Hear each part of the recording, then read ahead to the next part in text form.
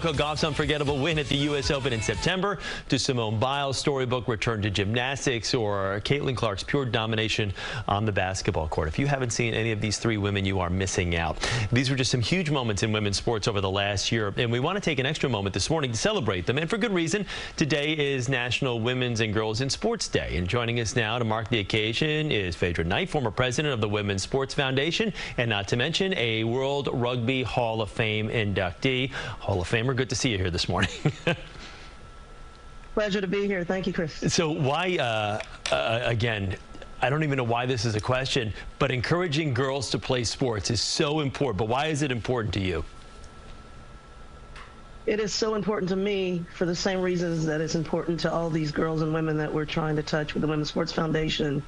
It builds confidence. It helps build character, teamwork, self-discipline, and it transcends the sports field, right? We see it show up in relationships and families, in corporate America, in their jobs and beyond.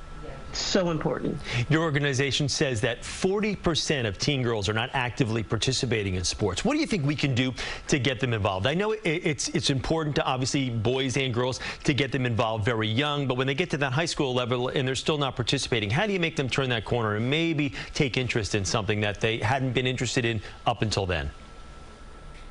Well, you do just that. You encourage them, and it starts at home. It starts within the community, but you also provide the opportunities. And sometimes providing opportunities is giving them their own safe space, their own space with girls, right? And bringing in people that played, different types of sports. For example, like something like rugby, right? You bring in women from that sport that have been highly achieved, and you have them make a connection with these girls so that it takes it from a level of just sports and it makes it more of a human experience, a connection.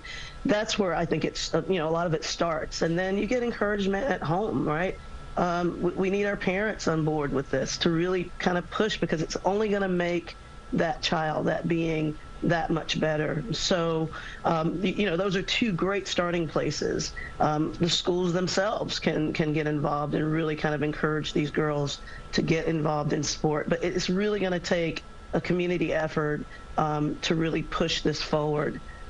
And it's amazing, how much involvement towns have to have. Towns that have different programs, whether it's at the rec level or AAU level, just different levels of sports programs, where if it's kind of an introduction to sports, you can kind of get in and get more coaching.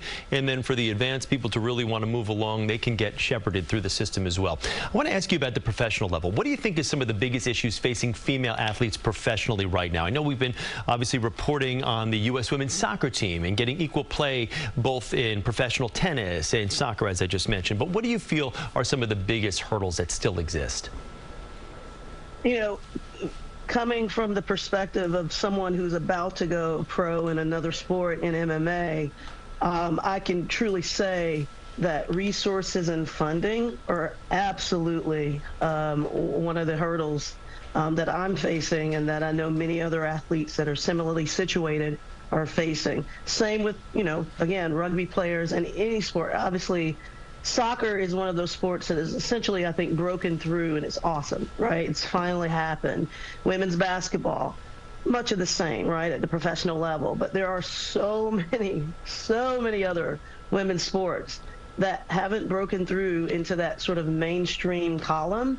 And anything other than the things that you're seeing, they aren't getting a lot of funding. So I think providing more resources and funding to these women and to these organizations and leagues that are working and operating at a professional level is really important, because with those resources, it just provides more opportunity. It takes the responsibility and the burden of these women to have to work another job and to bring in, obviously money to pay the bills and just maintain life.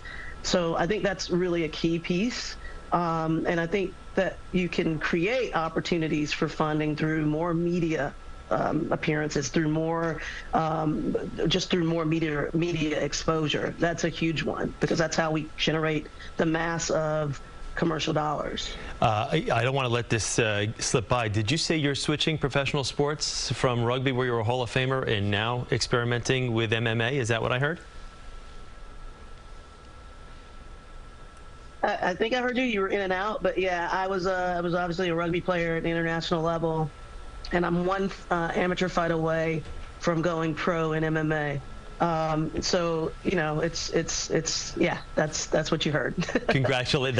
That was what I asked you. I heard you mention. I was like, wait a second. I think we've got some news here. Well, congratulations to you. Obviously, we wish you the very best of luck. Before I do let you go, later this spring marks a huge milestone for your organization. If you can tell us why and also share how the WSF was founded. Sure. May 2nd, 2024 marks 50 years of WSF, Women's Sports Foundation, being in existence. And it was founded by our led through the leadership of Billie Jean King and a number of other founders, but she was really the main person in that group that really sort of set it up and has really worked and been a true legend for women's sports and a role model for all of us that have taken part in this organization, that serve as ambassadors, to all of the wonderful people that also work with this organization to keep it running every day. I love Billie Jean. I used to be the host of the U.S. Open here at CBS Sports and have met her a number of times over the years. Real quickly, before I let you go, if there was a female athlete out there right now, collegiate, professional, that inspires you, is there a name that comes to mind? I mean, honestly, I draw inspiration from so many, and you mentioned them at the top of this segment, many of them. Yeah, it's really hard to pick just one, but you said it, Simone Biles, someone who's come back from so much, a bit of adversity, and she's really found herself and is now, once again, crushing it as she always has. Exactly. But, so yeah, great to... If I have to pick one, she's one. Okay. Well, so great to talk with you. Congratulations on the 50-year anniversary, and good luck to you in your next fight. Phaidra Knight, we thank you so much for being here, and we'll be right back. Stay with us.